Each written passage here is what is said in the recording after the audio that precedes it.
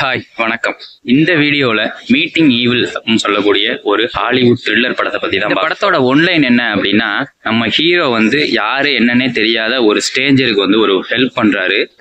அந்த ஹெல்ப்போட பலனா ஒரு விஷயம் நடக்குது. அந்த விஷயம் நம்ம ஹீரோவுக்கு மிகப்பெரிய ஆபத்தை கொண்டு போய் சேர்க்குது.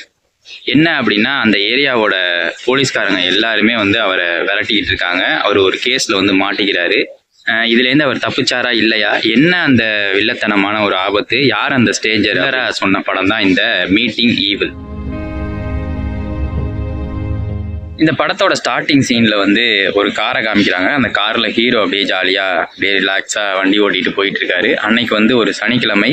அந்த வீதியே வெறிச்சோடி கிடக்கு. நம்ம ஹீரோ என்ன வேலை பார்க்குறாரு அப்படின்னா, பழைய வீடுகளை வாங்கி அதை ரெனோவேஷன் பண்ணி விற்பனை செய்யக்கூடிய ஒரு வேலை பார்த்துக்கிட்டு இருக்காரு. அதுக்காக நிறைய கடன்லாம் வாங்கி பேங்க்ல லோன் போட்டு நிறைய கடன் வாங்கி ஒரு வீட்டை வாங்கி ரெனோவேஷன் பண்ணிட்டாரு. பட் ஆனால் அந்த வீடு விற்கலை.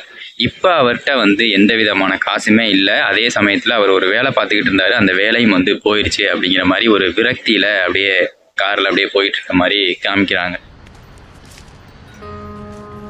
ஹீரோ நேராக வீட்டுக்கு போகிறாரு. தன்னோட பர்ஸு, காரு சாவி, வேலட்டு எல்லாத்தையும் ஒரு இடத்துல வைக்கிறாரு. கண்ணாடிக்கு முன்னாடி வச்சுட்டு தன்னோட மனைவி பசங்களை கூப்பிடுறாரு.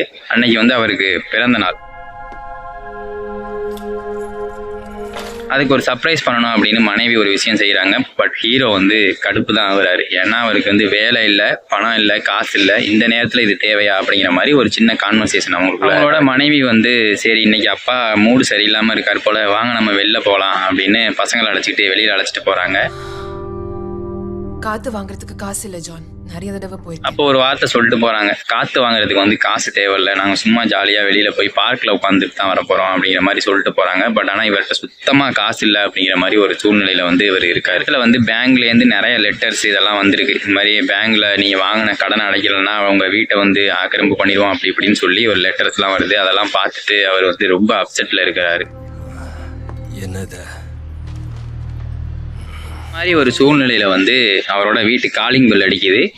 யாரு என்ன இந்த வரேன் அப்படின்னு சொல்லிட்டு ஓப்பன் பண்ணி பார்க்குறாரு. ஒரு ஸ்ட்ரேஞ்சர், யாரு என்னன்னே தெரியாத ஒருத்தர் தன்னோட கார் அவரோட வாசல்ல நின்று போனதாகவும் அதை தள்ளி விட்டு எனக்கு ஹெல்ப் பண்ணுங்க அப்படிங்கிற மாதிரி அவர் கேட்குறாரு. என் பேர் ரிச்சி, என் கார் உங்க வீட்டுக்கு முன்னாடி ரிப்பேர் ஆயிடுச்சு. நம்ம ஹீரோவும் போய் அந்த காரை பார்க்குறாரு. அந்த கார் ரொம்ப மாடர்னான ஒரு ஸ்போர்ட்ஸ் காரு.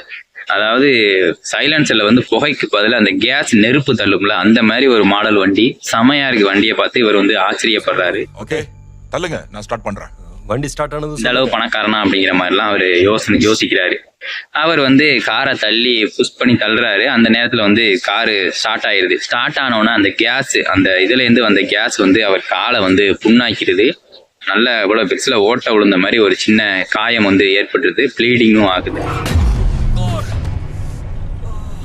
நம்ம ஹீரோ அடிபட்டோன்னே கீழே விழுந்துடுறாரு. அந்த ஸ்ட்ரேஞ்சர் ஆஹா இந்த மாதிரி ஆயிடுச்சே, என்னை மன்னிச்சிருங்க, நான் ஸ்டார்ட் பண்ணையில் இதை கேஸ் ஆஃப் பண்ணியிருந்துருக்கணும், என் மேலே தான் தப்பு இருக்குது அப்படிங்கிற மாதிரி சொல்லி, வாங்க நான் உங்களை ஹாஸ்பிட்டல் அழைச்சிட்டு போகிறேன் அப்படின்னு சொல்லி ஹாஸ்பிட்டலுக்கு அழைச்சிட்டு போகிறாரு. இங்க பாருங்க, அந்த நேரத்தில் ஹாஸ்பிட்டலுக்கு போகிறதுக்கு ரைட் சைடில் திரும்பணும். பட் ஆனால் இவர் லெஃப்ட் சைடில் போகிறாரு. என்ன ஆஸ்பத்திரி இந்த பக்கம்ல இருக்குது, நீங்கள் இந்த பக்கம் போகிறீங்களே அப்படின்னு ஹீரோ கேட்குறாரு. நம்ம கேஸ் ஃபில்லப் பண்ணிட்டு போயிடுவோம், கேஸ் இல்லாமல் தான் நின்று இருக்கும்னு நினைக்கிறேன் வண்டி அப்படின்னு சொல்லி கேஸ் ஸ்டேஷனுக்கு, பெட்ரோல் பங்க்கு போகிறாங்க. அந்த ஸ்ட்ரேஞ்சர் ஒரு கருப்பு இனத்தவர். அவர் கேஸ் ஸ்டேஷனில் போய் கேஸ் ஃபில்லப் பண்ணிட்டு கார்டை கொடுக்குறாரு. அந்த கேஸ் போடுற பையன் கார்டை அக்செப்ட் பண்ண மாட்டேங்கிறான். நீங்கள் போய் மேனேஜர்கிட்ட போய் பேசுங்க அப்படிங்கிற மாதிரி அவன் சொல்கிறான். என்கிட்ட கேஷ் இல்லை, கார்டு தான் இருக்குது அப்படின்னு அந்த ஸ்ட்ரேஞ்சர் சொல்கிறாரு. பட் ஆனால் இவன் அக்செப்ட் பண்ணாமல் மேனேஜரை போய் பாருங்க அப்படிங்கிற மாதிரி சொல்கிறான். இவருக்கு கடுப்பாகுது. கிட்ட பேசிக்கோங்க சார். அங்கே போய் மேனேஜர்கிட்ட ஏதோ சத்தம் போட்டு பேசிக்கிட்டு இருக்காரு. அதை கார் மிரரில் நம்ம ஹீரோ பார்த்துக்கிட்டு உட்காந்துருக்காரு. திடீர்னு ஒரு ஹாரன் அடிச்சுக்கிட்டு வேகமாக ஒரு வண்டி போகுது. அந்த வண்டியை பார்த்துடுறாரு. அது டக்குன்னு அவங்க அந்த கார் கண்ணாடியை பார்க்குறாரு. இவர் வந்துடுறாப்புல. நம்ம ஸ்ட்ரேஞ்சர் எல்லாத்தையும் முடிச்சுக்கிட்டு வந்துடுறாப்புல. இந்த கேஸை நான் ஃப்ரீயாகவே வாங்கிட்டேன் அப்படின்னு சொல்லிட்டு காரை எடுத்துகிட்டு போயிடுறாங்க. எல்லாம் ஓகே தானே?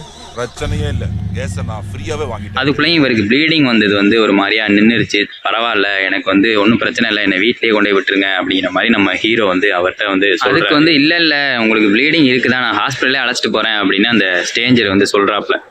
இல்லை பரவாயில்ல, எனக்கு ஓகே தான், இப்போ கால் வலி எல்லாமே குறைஞ்சிருச்சு, நான் வீட்டுக்கே போகிறேன் அப்படிங்கிற மாதிரி நம்ம ஹீரோ சொல்கிறாரு. சரி பரவாயில்ல, வீட்டுக்கு போவேனா, நம்ம ஏதாவது ஒரு ட்ரிங்க் குடிச்சிட்டு போவோம், உங்களுக்கு நீங்கள் ஹெல்ப் பண்ணீங்க, நான் எனக்கு உங்களுக்கு ஏதாவது ஒன்று செய்யணும்னு ஆசைப்பட்றேன் அப்படின்னு சொல்லி ஒரு பப்புக்கு வந்து அழைச்சிட்டு போகிறாரு. என்ன வீட்டில் கொண்டு போய் விட்டுருங்க. உங்களுக்கு நான் ஒரு ட்ரிங்க் வாங்கி தரேன், நான் பண்ண தப்ப சரி பண்ண. அங்கே போனால் கார் பார்க்கிங் இடம் இல்லை, அதனால வந்து என்ன பண்ணுறாரு, இவர் இந்த ஊனமுற்றோர்கள் பார்க்கிங்கில் கொண்டு போய் நம்ம இந்த காரை நிப்பாட்டிடுறாரு இந்த ஸ்டேஞ்சர்.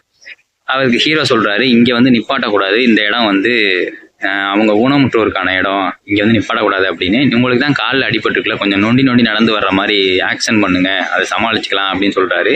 நம்ம ஹீரோவுக்கு வந்து இது பிடிக்கல, இவன் என்ன ரொம்ப ஒரு மாதிரியா பேசுறானே அப்படிங்கிற மாதிரி ஒரு யோசனை. பார்க் பண்ண பெர்மிட் வேணும். உங்களுக்கு அடிபட்டு இருக்குல்ல, அதுக்கும் ஹேண்டிகேப் இல்ல நான் குடிக்க வரல, நீங்களே போய் குடிங்க அப்படின்னு நம்ம ஹீரோ வந்து ஸ்டேஞ்சர் வந்து இல்ல மத்திசம் பண்றாரு, நீங்க வந்து குடிச்சுதான் ஆகணும் அப்படிங்கிற மாதிரி மத்திசம் பண்றாரு. இல்ல எனக்கு வேணவே வேணாம், நான் அங்க போய் நான் போன் பண்ணி என்னோட காரை என் ஒய்ஃபை எடுத்துட்டு வர சொல்றேன் அப்படின்னு சொல்லிட்டு அங்க ஆப்போசிட்ல ஒரு கடை இருக்கு, அந்த கடைக்கு போய் போன் பண்றதுக்காக நம்ம ஹீரோ அங்க போறாரு.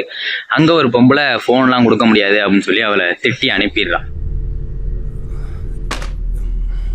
வெளியே போ. ஸோ நம்ம ஹீரோ வந்து இந்த பப்புக்குள்ளே போகிறாரு. பப்புக்குள்ளே போய் ஏதாவது ஃபோன் இருக்குமா என்ன அப்படின்னு கேட்டு போகையில் அங்கே ஹீரோவோட கம்பெனியில் ஏற்கனவே வேலை பார்த்த ஒரு பெண், இன்னொரு ஆண், 2 பேரும் அங்கே இருக்கிறாங்க. அதை வந்து அவர் பார்க்குறாரு. அந்த ஆண் வந்து இவருக்கு வந்து பழக்கமானவர், பட் ஆனால் வந்து கொஞ்சம் போட்டி பொறாமை உள்ளவர் அப்படிங்கிற மாதிரி அவங்க பேசிக்கிற முறையிலேயே வந்து தெரியுது. சரிங்க பாரு ஜான், எதுவுமே நான் எடுத்து. இந்த சமயத்துல அங்க வந்து என்ன வேலை போயிருச்சு அப்படின்னு அவன் திமிரா பேசுறான். இவர் வந்து அமைதியா தான் போறாரு. இதையெல்லாம் அந்த ஸ்டேஞ்சர் வந்து பாத்துக்கிட்டே உட்காந்துருக்காரு. திடீர்னு அந்த பெண், அந்த தன் கூட வேலை பார்த்த ஒரு பெண் வராரு. அவர் பெண்ணுக்கும் ஹீரோவுக்கும் வந்து ஒரு அஃபேர் இருக்கு அப்படிங்கிற மாதிரி அங்க அவங்க பேசிக்கிற முறையில வந்து தெரியுது. இந்த விஷயங்கள் எல்லாத்தையுமே அந்த ஸ்டேஞ்சர் வந்து ஒரு இடத்துல சோஃபால உட்காந்து பார்த்துக்கிட்டு தான் இருக்கு. இப்பயும் சொல்றேன், நீங்க வந்து எனக்கு உதவி செஞ்சிருக்கீங்க, இந்த மாதிரி எல்லாம் நடந்துக்கிட்டீங்க அப்படின்னா அவங்க எல்லாருமே ஏமாத்துவாங்க. நீ போய் அந்த அந்த அந்த கடையில போய் ஃபோன் பண்ணிக்கலாமான்னு அந்த பொண்ணை கேட்ட, அவ வந்து உனக்கு கொடுக்க மாட்டேன்னு சொல்லி உன்னை திட்டி அனுப்பிட்டாங்க. பாரு இவன்லாம் ஒரு ஆளா, உன்னை வந்து வேலை போயிடுச்சுன்னு சொல்லி ஒரு இது பண்றானே, உனக்கு இருக்கிற நல்ல மனசு இவனுக்கு இருக்குதா, நீ வந்து எனக்கு காரெல்லாம் தள்ளி விட்டுருக்க, உனக்கு நான் ஏதாவது செய்யணும்னு நினைக்கிறேன் அப்படின்னு அந்த ஸ்டேஞ்சர் வந்து சொல்றாரு. உன்னை ஏமாத்த பாக்குறாங்க, நான் உனக்கு உதவி பண்ணலாம்னு நினைக்கிறேன், அவ்வளவுதான். பட் எனக்கு எதுவும் வேணாங்க, நான் ஃபோன் பண்ணிட்டு நான் கிளம்புறேன் அப்படின்னு நினைச்சிக்கிட்டு இருக்கேன், நான் வந்து வெளில போய் பாக்குறேன், கிளம்புறேன் அப்படின்னு சொல்லிட்டு இவர் இந்த சமயத்துல அந்த போன் இருக்கா என்னன்னு செக் பண்ணிட்டு திருப்பி வந்து உள்ள வந்து பாப்பாரு. அங்க வந்து நிறைய கிளாஸ் எல்லாம் உடஞ்சி அடிபட்டு சண்டை நடந்த இடம் மாதிரி அந்த இடம். ஏன்னா அது இந்த மாதிரி சண்டை நடந்த இடம் மாதிரி இருக்கே அப்படின்னு அவர் யோசிச்சுட்டே இருக்கல. அதுக்குள்ளே அந்த பொண்ணு வந்து வா சீக்கிரம் வா, போலீஸ் வந்துட போறாங்க, வா போவோம் அப்படின்னு சொல்லி கார்ல வெளியில என் கார் நிக்குது அதுலயே போயிடுவோம் அப்படின்னு சொல்லி அந்த பெண்ணு வந்து இந்த காரை எடுக்கிறதுக்காக அந்த நம்ம ஹீரோவையும் அழைச்சிக்கிட்டு போறாங்க. அந்த ஸ்டேஞ்சரோட காரை வந்து ஒரு ஊனமுற்ற இடத்துல வந்து நிப்பாட்டி வச்சிருந்திருப்பாரு இல்லையா, அந்த காரை வந்து போலீஸ்காரங்க வந்து தூக்கிட்டு போயிருப்பாங்க. இந்த காரை நகர்த்தி போட்டிருப்பாங்க. அதுக்காக அவங்க வந்து அந்த காரை எடுத்துக்கிட்டு கிளம்புவாங்க. நம்ம 3 பேருமே இந்த இடத்துக்கு போவோம், என் காரில் போவோம்னு நினைச்சோம், பட் உங்க கார்லயே போவோம் அப்படிங்கிற மாதிரி அந்த 3 பேருமே அந்த ஸ்டேஞ்சர் வந்து சொல்லுவாரு. சரி வாங்க நான் அழைச்சிட்டு போறேன் அப்படின்னு அந்த பொண்ணும் சொல்லுவா. நான் இங்கதான் காரை பார்க் பண்ணிருந்தேன். அந்த கார்ல போவையில அந்த ஸ்டேஞ்சரோட கையில வந்து ஒரு பேட் இருக்கும். அந்த பேட் எங்க இருந்துச்சு அப்படின்னா அந்த போன் கடையில போன் போய் கேட்பாரு நம்ம ஹீரோ, அந்த பெண்ணுகிட்ட அந்த பேட் வச்சிருந்திருப்பா. அந்த பேட்டை அவர் கையில பார்த்தோன்னா என்னாச்சு ஏது அப்படின்னு விசாரிக்கையில இவர் இந்த ஸ்டேஞ்சர் என்ன பண்ணியிருப்பான், இவனுக்கு நன்மை செய்யறதா அப்படின்னு நினைச்சுக்கிட்டு அந்த பெண்ணையும் அடிச்சு கொண்டு இருப்பான். அதேபோல வந்து வம்புழுத்த அந்த இவர் கூட வேலை பார்த்த ஆபீஸ்ல வேலை பார்த்த அவரையுமே வந்து அடிச்சு சண்டை நடந்திருக்கும். அங்க இந்த விஷயம் தான் அங்க நடந்திருக்கும். அங்கேருந்து ஒரு ட்ரக்கில் வந்து ஒருத்தன் விரட்டிக்கிட்டு வருவான் இவங்க காரை. ஏன் என்ன அப்படின்னா அந்த அந்த ஆப்போசிட்டில் அந்த ஃபோன் கடையில் இருந்த ஒரு பெண்ணோட பாய் ஃப்ரெண்டு தான் அந்த ட்ரக்கை ஓடிட்டு வருவான். என்னோட கேர்ள் ஃப்ரெண்ட் என்னடா பண்ண, உன்னை இடிச்சு நான் கொல்றேன் பாரு அப்படின்னு அந்த காரை இடிக்கிறதுக்காக வருவான். அந்த நேரத்தில் இவங்க அதுலேருந்து தப்பிச்சு சைடில் நிப்பாட்டி அவனை வந்து இறங்கி நான் இது மாதிரி செய்யலை அப்படின்னு அந்த நேரத்தில் என்ன பண்ணுவான் இந்த ஆள், இந்த ஸ்டேஞ்சரு அந்த டிரைவரையும் அந்த ட்ரக் டிரைவரையும் காரை விட்டு அடிச்சு கொன்னுருவான். ஆக போற கண்டிஷன்ல அப்படியே கிடப்பான். அந்த பொண்ணை கொன்னுட்டு தப்பிச்சு போயிடலான்னு பாத்தீங்களா? நீங்க தப்பா புரிஞ்சுக்கிட்டீங்க. ஏய் பின்னாடி பாருங்க. சாகலை, பட் ஆனால் சாக போகிற கண்டிஷனில் கிடப்பான். மூச்சு இருக்குது அப்படின்னு சொல்லி ஆம்புலன்ஸுக்கு ஃபோன் பண்ணுவோம் அப்படின்னு சொல்லி பின்னாடி ஃபோனை வந்து செல்ஃபோன் இருக்கான்னு பார்ப்போம்ட்டு ஃபோனை வந்து தேடுவாங்க. ஃபோனை வந்து இருக்காது. பின்னாடி தான் என்கிட்ட ஃபோன் இருந்துச்சு, நீ என்ன பண்ண அப்படின்னா அந்த பொண்ணு வந்து ஸ்டேஞ்சரை பார்த்து கேட்பா. இல்லை பின்னாடிலாம் ஃபோன் இல்லை அப்படிங்கிற மாதிரி இவன் சொல்லுவான். சரி விட்டு தோலை செத்தா செத்துட்டு போகட்டும் அப்படிங்கிற மாதிரி அந்த ஸ்டேஞ்சர் வந்து இவங்கள்ட்ட சொல்லுவாங்க. என்ன இப்படியெல்லாம் செய்கிறானே அப்படிங்கும்போது தான் நமக்கே தெரியும் அந்த முன்னாடி நடந்த கொலைகள் எல்லாமே வந்து அந்த இடத்துல தான் வந்து இவங்க வந்து காமிப்பாங்க. இந்த மாதிரி அவன் வந்து ஸ்டேஞ்சர் வந்து இந்த மாதிரி பண்ணியிருக்கான் அப்படின்னு.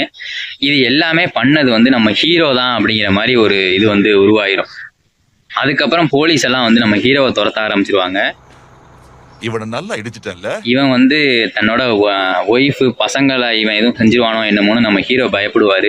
இந்த மாதிரி ஒரு விஷயங்கள் அப்படியே போய் அப்படியே ஒரு த்ரில்லர் எலிமெண்ட்டாக வந்து இந்த படம் அப்படியே போய் கடைசியாக வந்து அவனை வந்து போலீஸில் அவன் தான் அப்படிங்கிற மாதிரி இந்த பொண்ணும் போய் சொல்லி ஹீரோ வந்து நல்லவர் தான், அந்த கொலைகள்லாம் பண்ணது வந்து இவன் தான், அந்த கருப்பினத்தவன் தான் அப்படிங்கிற மாதிரி சொல்லி கடைசியில் போலீஸ் அவங்க வீட்டுக்கே வந்துடுவாங்க. இவன் வந்து இந்த ஒய்ஃபு பிள்ளைங்களை கொல்றதுக்காக அவரோட வீட்டுக்கு வருவான். கடைசியாக போலீஸும் அங்கே வந்து சுட்டு அவனை சுட்டு நம்ம ஹீரோ வந்து காப்பாற்றிடுவாங்க. இதுதான் அந்த படத்தோட ரொம்ப நல்ல படம். தமிழ் டபுள் அவைலபிளாக இருக்குது. பார்த்து என்ஜாய் பண்ணுறதுன்னா என்ஜாய் பண்ணுங்க. தேங்க்யூ.